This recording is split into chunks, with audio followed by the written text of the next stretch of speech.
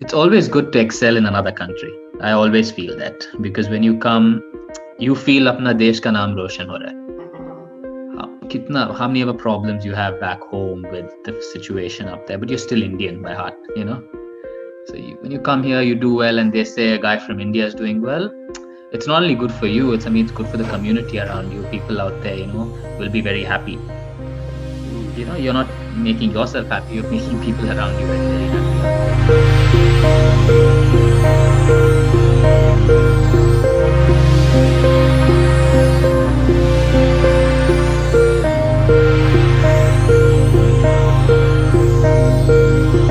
Okay, so as you know, in India, it's mainly a cricket-dominated country. That was my first love. I always, since I think we grew up. I was born in Qatar, mainly outside India, and where we didn't have much of cricket, but we used to watch a little bit here and there. Then finally, when we all moved to India, I took up cricket pretty seriously from the age of 7 to say 10 or whatever, and I thought that was going to be my sport. Was really crazy about it and watching on TV, like talking about how this guy hit this shot, that guy. But the funny thing was, my brother was completely into tennis at that time.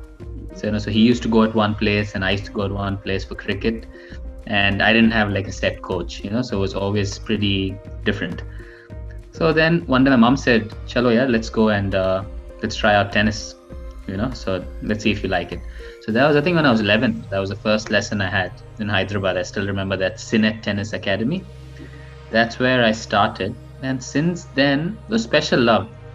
I got that tennis racket from 11 till now, haven't left it. It's become part of my life now. Because my dad was a sportsman, as if you've gone through. He was also a basketball player, so he was an Arjuna Awardee. So he understood what sports, everything, that kind of ran in our family. I was always, someone who worked very hard in something. I was not the most talented one, and I'm not boasting or something. I'm just telling you the normal thing here, because we had a lot of kids in our tennis group when I was 12, 13, when we had that selection for say a junior Davis Cup or some national team and all that. I was always the worst. But by the time I was 16, believe it or not, I was the best out there. All of them were fading away. I became number one in the country. So that, I think, I didn't realize it then, but when I was getting out of my serious tennis, say when I was 20, 21, I realized how hard work makes a big deal. For the Davis Cup thing, I did 4 years in the US. I did my undergrad there. I went to the tennis scholarship. So I did 4 years there. That, I think, was also a very important part in my life. But when I was playing the ITF juniors, where I finished, I think, 100 in the world, ITF, and then I was always number one in the country.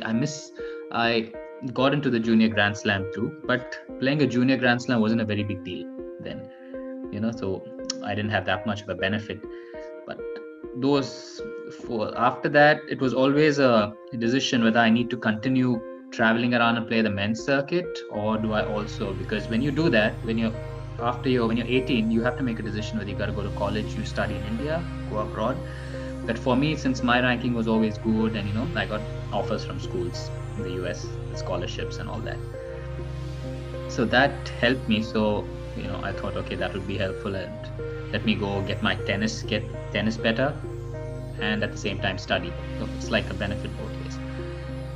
But that had a disadvantage too when you went to college, because you don't get to play the pro circuits as much in those 4 years, because you have to finish college. You can't miss college and just go. It's not like it's not easy to get permission up there for those things. It's fair.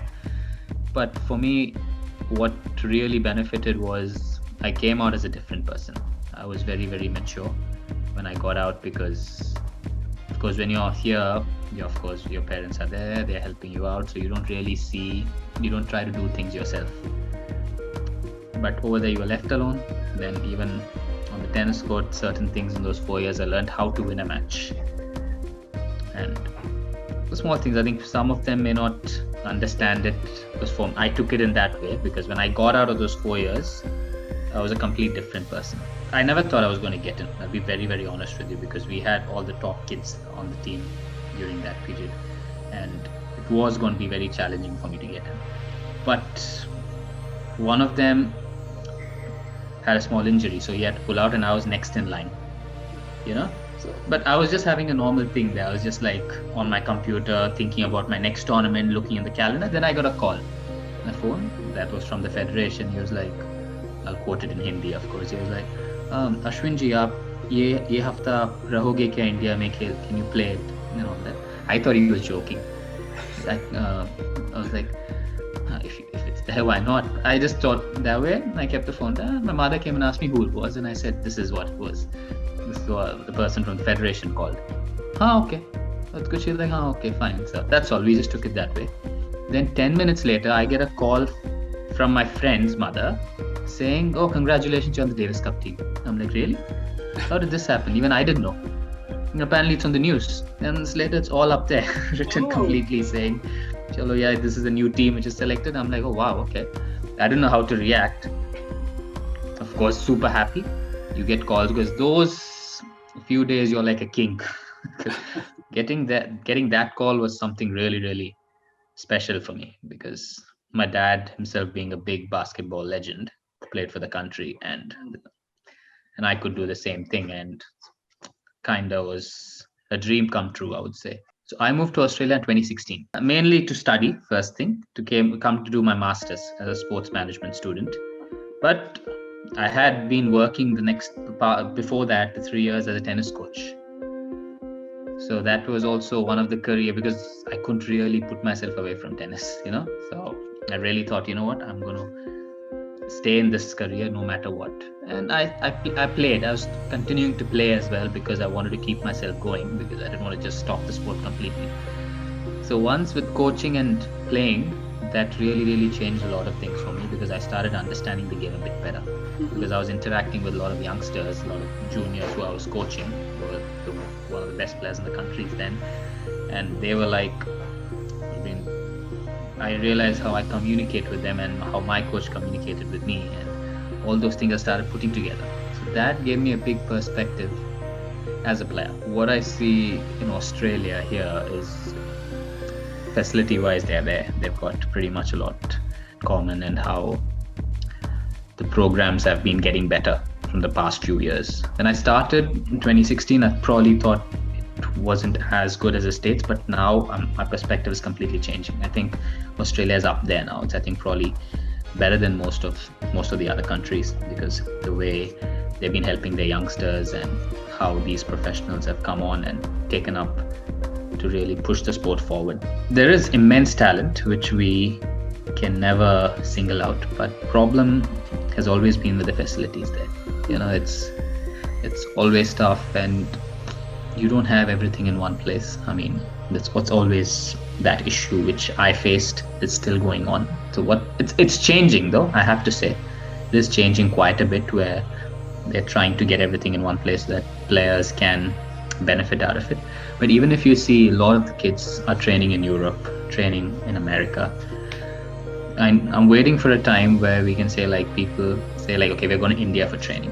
As you know, I'm a professional coach now, and I'm pretty much full-time into it, but I've also been playing pretty competitive tennis. So my aim is to, yes, definitely keep going on as a coach and keep trying to help out and try to make a player who does really, really well in the international circuit, regardless of what nationality he is. And as a player, to keep improving myself a little more every day. And because now, being 32, I think I enjoy the game much more than what I was when I was 18. So probably I'm older, but I don't see it that way.